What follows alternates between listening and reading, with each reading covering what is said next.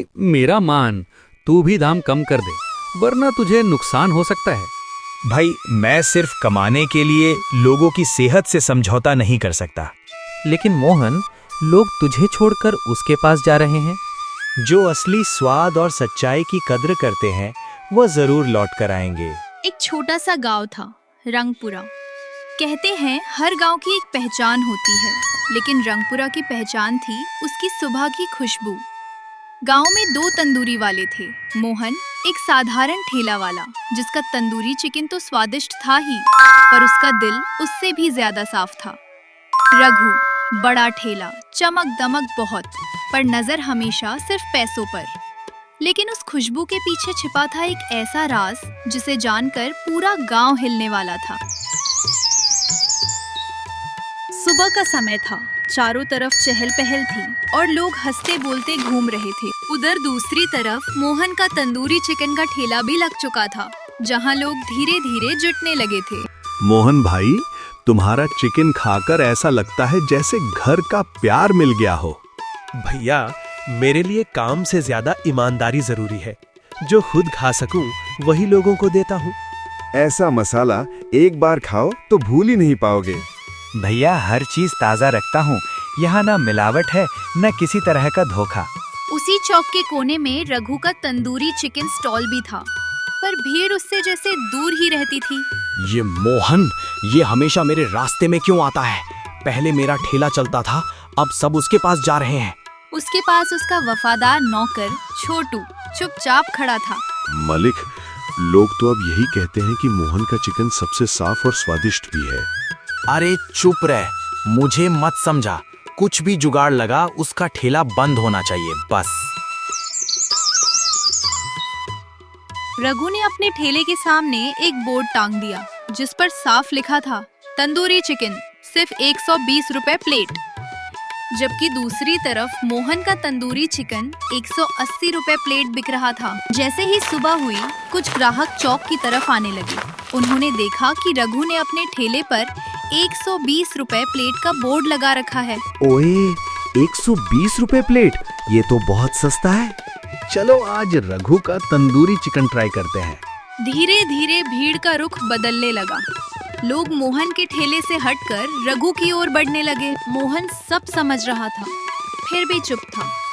और तभी उसका गांव का पुराना दोस्त सुरेश उसके पास आता है। भाई मेरा मान, तू भी दाम कम कर दे, वरना तुझे नुकसान हो सकता है। भाई मैं सिर्फ कमाने के लिए लोगों की सेहत से समझौता नहीं कर सकता। लेकिन मोहन, लोग तुझे छोड़कर उसके पास जा रहे हैं।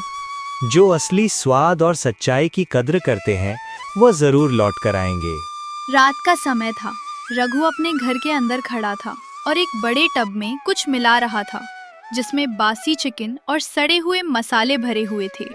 मालिक, ये तो सड़ा हुआ है, लोग खाएंगे तो बीमार हो जाएंगे। अरे बेवकूफ, मसाले में सब छिप जाएगा और सस्ता बेचेंगे तो भीड़ तो आएगी ही। फिर वो धीरे से छोटू के पास झुककर कुछ समझाने लगा। और सुन, एक छोटा सा काम है, कल मोहन के ठेले तक जाना। छोटू की आंखों में हल्की सी घबराहट और हैरानी साफ झलक रही थी। मालिक, अब क्या करना है बताइए। उसने जेब से छोटा सा पैकेट निकाला और उसे देते हुए कहा, बस छोटा सा खेल है, ऐसा सेट करेंगे कि उसका ठेला हमेशा के लिए बंद हो जाए। सुबह की हल्की रोशनी में छोटू अकेला बैठा था, हाथ में एक छोटा सा पैकेट थामे। हर कहानी में एक मोड़ आता है, जहां असली युद्ध बाहर नहीं, इंसान के अंदर चल रहा होता है। मैं ये कैसे कर सकता हूँ? मोहन भैया तो अच्छे इंसान हैं, लेकिन अगर मालिक की बात नहीं मानी तो वो मुझे निकाल देगा। छोटू ने कुछ पल सोचा, फिर उसने पैकेट को कसकर पकड़ा और दुकान की तरफ चल पड़ा। कुछ लोग तंदूरी चिकन के इंतजार में ठेला पास जमा थे। तभी छोटू भी वहां पहुंच गया। अरे छोटू, आओ ना, कुछ खा लो, अभी गरम गरम बना है। छोटू एक पल के लिए रुकता है, उसकी आंखें भर जाती हैं। नहीं भैया, वो मैं बस ऐसे ही आ गया। उसने पैकेट उठाया और मसालों में मिलाने के लिए हाथ बढ़ाया। बस एक पल और सब बदल सकता था। लेकिन तभी भाई जल्दी करो, इंतजार अब और नहीं हो रहा, भूख बहुत लगी है। छोटू अचानक घबरा गया। उसका हाथ वहीं रुक गया और उसने धीरे से अपना हाथ पीछे खींच लिया। छोटू चुपचाप वहां से मुड़ा और वापस रघु के पास पहुंच गया। जो कहा था वो काम पूरा हुआ? जो कहा था वो काम पूरा हुआ? माफ कीजिए मालिक, मैं वो काम नहीं कर पाया। रघु का चेहरा गुस्से से तमतमा उठा, जैसे अभी फट पड़ेगा। अरे निकम्मा, रहने दे, अब मैं खुद ही सब संभालूंगा। थोड़ी ही देर में रघु के ठेले पर लोग धीरे धीरे आने लगे और भीड़ बढ़ने लगी। वाह भैया, इतना सस्ता और टेस्ट भी बढ़िया है। बस भाई, अब से यहीं खाएंगे रोज। रघु के चेहरे पर हल्की सी मुस्कान थी, जैसे अंदर ही अंदर खुश हो रहा हो। लालच का जाल धीरे धीरे फैल रहा था और लोग अनजाने में उसमें फंसते जा रहे थे। अगली सुबह गांव में हड़कंप मच गया। कुछ लोग पेट पकड़कर तड़प रहे थे। अरे भैया, पेट में बहुत दर्द हो रहा है, लगता है कुछ गड़बड़ है। समय बीतते ही एक एक कर कई लोग बीमार पड़ने लगे। कुछ ही देर में गांव का चौक लोगों से भर गया। लगता है ये सब खाने की वजह से हुआ है। हाँ, लगता है जिसने रघु का चिकन खाया वही बीमार पड़ा है। किसी को भेजो, मुखिया जी को बुलाना होगा। छोटू सब कुछ देख रहा था और उसके सीने में दिल तेजी से धड़कने लगा। मैं बेगुनाह हूँ, मैंने कुछ नहीं किया, ये सब मेरे मालिक की वजह से हुआ। उसकी आंखों में गहरा पछतावा झलक रहा था, जैसे वो खुद को माफ नहीं कर पा रहा हो। गांव का चौक, चारों तरफ भीड़, बीमार लोग और गुस्से में भरे ग्रामीण। बीच में मुखिया जी आकर खड़े हो गए। आज सच सामने आएगा। जिसने भी गांव वालों की सेहत के साथ खिलवाड़ किया है, उसे सजा जरूर मिलेगी। तभी कुछ ही देर में मोहन और रघु भी वहां पहुंच जाते हैं और फिर दोनों सामने आकर खड़े हो जाते हैं। सब लोग उन्हें ही गुस्से भरी नजरों से देखने लगते हैं। मुखिया जी, कल हम सब रघु के ठेले से चिकन खाए थे और आज सबकी तबीयत खराब है। मुखिया की नजर धीरे धीरे रघु की तरफ उठी और सबकी सांसें थम गईं। रघु, इस बारे में तुम क्या कहना चाहते हो? रघु के चेहरे पर एक पल के लिए घबराहट आई, लेकिन उसने तुरंत खुद को संभाल लिया। मुखिया जी, मैं तो सस्ता बेच रहा था ताकि गरीब लोग भी खा सकें। मुझे नहीं पता ये सब कैसे हुआ। मुखिया मोहन की तरफ मुड़ते हैं। मोहन, तुम क्या कहना चाहोगे? मुखिया जी, मैं तो हमेशा फ्रेश और साफ खाना बनाता हूँ। अगर भरोसा नहीं है, आप खुद जांच कर सकते हैं। उसी वक्त भीड़ के बीच खड़ा छोटू अचानक बोल उठा। उसके हाथ हल्के हल्के कांप रहे थे।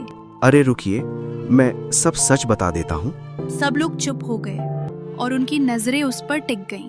बोलो बेटा, डरना मत, जो सच है वो कहो। मालिक, मतलब रघु वो बासी चिकन इस्तेमाल करते थे और खराब मसाले डालते थे। एक पल में पूरी भीड़ में हड़कंप मच गया। उन्होंने मुझे ये भी कहा था कि मैं मोहन भैया के ठेले में कुछ मिला दूं ताकि उनका ठेला बंद हो जाए। गांव का माहौल पूरी तरह गर्म हो चुका था। सबकी नजर अब सच्चाई पर थी। मुखिया जी ने दोनों के ठेलों से एक एक प्लेट तंदूरी चिकन मंगवाया और उसकी जांच करने लगे। अब बातों से नहीं, सबूत से फैसला होगा। चलो पहले रघु के ठेले की जांच करते हैं।